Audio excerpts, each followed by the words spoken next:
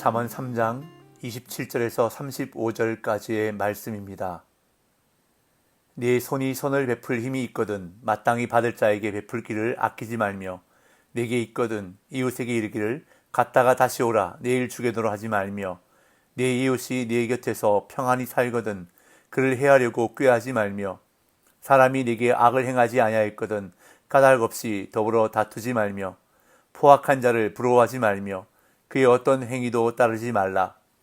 대저 패역한 자는 여호와께서 미워하시나 정직한 자에게는 그의 교통하심이 있으며 악인의 집에는 여호와의 저주가 있거니와 의인의 집에는 복이 있느니라. 진실로 그는 거만한 자를 비웃으시며 겸손한 자에게 은혜를 베푸시다니 지혜로운 자는 영광을 기업으로 받거니와 미련한 자의 영달함은 수치가 되느니라. 아멘. 어제 본문에서 아버지는 지혜의 가치와 유익을 강조함으로써 아들이 지혜를 삶의 원리로 삼아 살아가도록 격려했습니다. 또한 지혜를 얻지 못한 자들에게 지혜의 유익을 설명하므로 그들도 지혜를 찾고 구할 수 있도록 자극했습니다. 그래서 하나님의 사랑과 지혜의 가치를 알려주고 하나님을 가까이 하며 지혜를 얻었을 때 누리게 되는 유익을 어제 본문에서 가르쳐 주었습니다. 이제 오늘 본문에서 아버지는 아들에게 이웃에 대한 책임을 가르쳐 줍니다. 공동체 안에서 살아가는 사람은 이웃을 향해 가져야 할 책임이 있습니다. 이 책임은 하나님이 부여하신 것입니다. 책임을 다하는 것은 하나님의 창조 질서에 순응하는 것입니다. 공동체 안에서 자신의 책임을 다한 자에게는 영광이 기다리고 있습니다. 그러나 책임을 등한시하고 거부할 때는 징계가 따른다는 것을 오늘 본문은 우리에게 가르쳐주고 있습니다. 27절, 28절입니다. 네 손이 선을 베풀 힘이 있거든 마땅히 받을 자에게 베풀기를 아끼지 말며 네게 있거든 이웃에게 이르기를 갔다가 다시 오라 내일 주겠노라 하지 말며. 이웃과의 관계에 대한 첫 번째 가르침은 구제에 관한 것입니다. 잠언에서 구제는 공동체를 유지하는 중요한 원리입니다. 구제와 관련해서 잠언이 보이는 특징은 구제의 근거를 연민이나 동정이 아닌 창조주 하나님이 세우신 질서에 두고 있다는 것입니다. 그래서 구제를 실천하지 않는 것은 창조 질서를 어기는 것이고 더 나아가 가난한 자를 긍휼히 여기시는 여호와를 멸시하는 것으로 간주되고 있습니다. 오늘 본문 27절은 구제의 일반적인 원리를 설명하고 28절은 구체적인 예를 들어 이 원리를 설명합니다. 이 두 구절에 나오는 명령은 공통적으로 구제할 수 있는 형편이라는 조건을 전제하고 있습니다. 27절에 네 손이 선을 베풀 힘이 있거든 그리고 28절에 네게 있거든 이라고 말함으로써 구제할 형편이 되거든 이라는 조건을 제시하는 것입니다.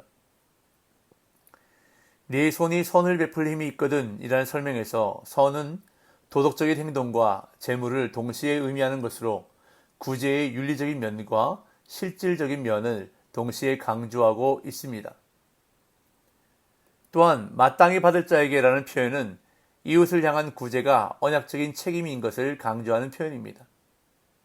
이어서 이웃과의 관계 윤리에 대한 두 번째 가르침은 분쟁과 다툼에 관한 것입니다. 29절 30절 네 이웃이 네 곁에서 평안히 살거든 그를 해하려고 꾀하지 말며 사람이 네게 악을 행하지 아니하였거든 까닭 없이 더불어 다투지 말며. 앞서 27절 28절이 이웃에 대한 구제에 있어서 소극적인 태도에 대해 경고했다면 여기서는 보다 능동적이고 적극적인 반사회적 행동이라고 할 수 있는 분쟁과 다툼에 대해 경고하고 있습니다. 또한 27절 28절과 마찬가지로 여기에서도 특별한 조건이 전제로 주어지고 있는데요. 29절에 네 이웃이 네 곁에서 평안히 살거든 이라는 조건이 있고 30절에는 사람이 네게 악을 행하지 아니하였거든 이라는 조건이 있습니다. 편안히 곁에 있는 이웃에게 어떤 이유에서든지 악을 꾸미지 말 것과 이웃이 어떤 해도 가하지 않았는데 소송을 거는 등 다툼을 유발해서는 안 된다는 것을 말하고 있습니다. 이처럼 특별한 이유 없이 공동체의 분쟁과 다툼을 일으키는 것은 창조 질서를 파괴하는 행위이며 어리석은 자들의 행동입니다. 그러나 정당한 사유가 있는 분쟁은 공동체의 평안을 지키기 위해 필요할 수도 있습니다. 결국 여기에서 강조하고 있는 것은 바로 공동체의 평안입니다. 만약 이웃이 먼저 평안을 파괴하는 행동을 한다면 공동체의 평안을 위해 그와 겨루는 것이 지혜일 것입니다. 그렇기에 본문의 가르침은 상황과 밀접하게 관련되어 있다는 것을 알게 됩니다.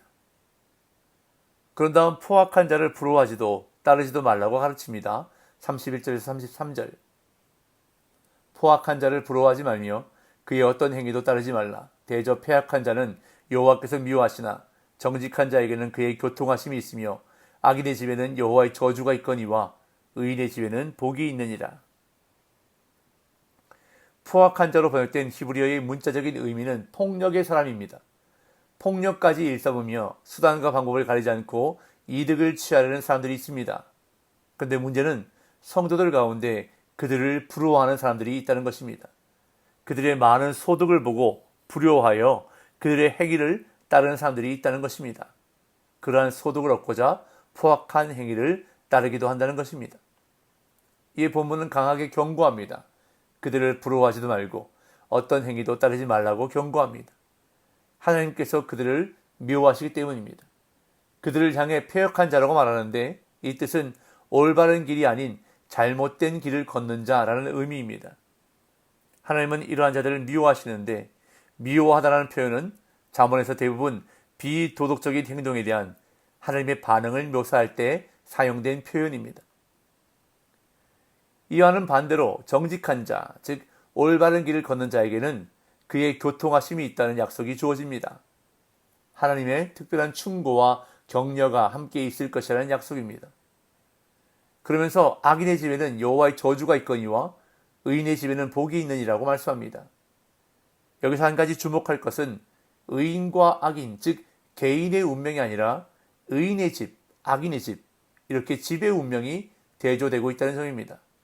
이것은 한 사람의 행동이 가족의 운명, 공동체의 운명에 어떤 영향을 주는지를 강조하기 위함입니다. 이처럼 악인의 집에는 하나님의 저주가, 의인의 집에는 하나님의 복이 있다고 대조하며 말합니다. 이어 거만한 자와 겸손한 자도 대조하는데 하나님은 거만한 자를 비웃으시며 겸손한 자에게 은혜를 베푸신다고 말합니다. 34절, 35절. 진실로 그는 거만한 자를 비웃으시며 겸손한 자에게 은혜를 베푸시나니 지혜로운 자는 영광을 기업으로 받거니와 미련한 자의 영달함은 수치가 되느니라. 여기서 거만한으로 번역된 히브리어 리치는 원래 입을 삐죽거리다 라는 뜻이고 비웃다, 조롱하다, 업신여기다, 거만하게 말하다 라는 의미로 확장되었습니다. 지금 이 단어가 34절에 2번 사용된 것입니다. 거만한 자를 비웃으시며 에서 이 리치라는 단어가 2번 사용되었습니다. 그렇기에 이 구절은 같은 말로 번역하는 것이 더 나아 보입니다. 즉 여호와는 자신을 비웃는 자들을 비웃으시고 자신을 업신여기는 자들을 업신여기신다로 번역하는 것이 더 낫습니다. 이것은 인간이 행위대로 보응을 받는 인과응보의 원리를 잘 표현해주고 있습니다. 또한 이와는 반대로 겸손한 자는 이웃과의 관계 속에서 평안을 주는 자이므로 여호와께서 그들에게 은혜를 베풀어 주신다고 말합니다. 하나님은 교만한 사람을 미워하시고 겸손한 사람에게 은혜를 주십니다. 겸손은 남을 나보다 낮게 여기고 자신을 낮추는 것입니다. 이처럼 하나님의 은혜는 낮은 곳으로 흐릅니다. 겸손이 은혜의 통로임을 우리는 기억해야 할 것입니다. 이어 35절에서 3장 전체의 결론이 내려집니다. 지혜의 유익과 가치에 대해 설명하는 3장의 결론은 지혜를 가진 자와 지혜가 없는 미련한 자의 운명을 대조함으로써 지혜를 소유하고 그것을 삶의 원리로 삼아 살아갈 것을 교훈하고 있는 것입니다. 지혜로운 자는 영광을 기업으로 받거니와 미련한 자의 영달함은 수치가 되느니라. 이 구절을 우리말 성경은 이렇게 번역합니다. 지혜로운 사람은 영광을 얻지만 어리석은 사람들이 노력해 얻는 것은 부끄러운 뿐이다. 그리고 이 구절을 오늘 본문의 내용과 연결시키면 아버지는 아들에게 이웃과의 관계 가운데 공동체의 일원으로서 책임을 다하고 공동체의 평안을 유지하고자 노력하는 것이 하나님이 세우신 창조 질서에 순응하는 것이고 지혜로운 삶이라는 것을 강조하고 있습니다. 하나님을 진심으로 사랑한다면 이웃도 진심으로 사랑해야 합니다. 성도의 신앙과 지혜는 이웃에 대한 태도에서 나타나는 것입니다. 하나님을 사랑하는 사람은 하나님이 만드신 공동체 안에서 책임을 다합니다. 공동체를 소중히 가꾸며 자신에게 부여된 책임과 의무를 다하는 사람이 하나님의 백성입니다. 하나님은 공동체 안에서 정직히 행하며 의로운 길을 가는 사람에게 복을 주십니다. 오늘도 하나님이 인정하시는 길을 걸어가며 하나님이 주시는 영광과 복을 누리시는 복된 날 되시기를 예수님의 이름으로 축복합니다.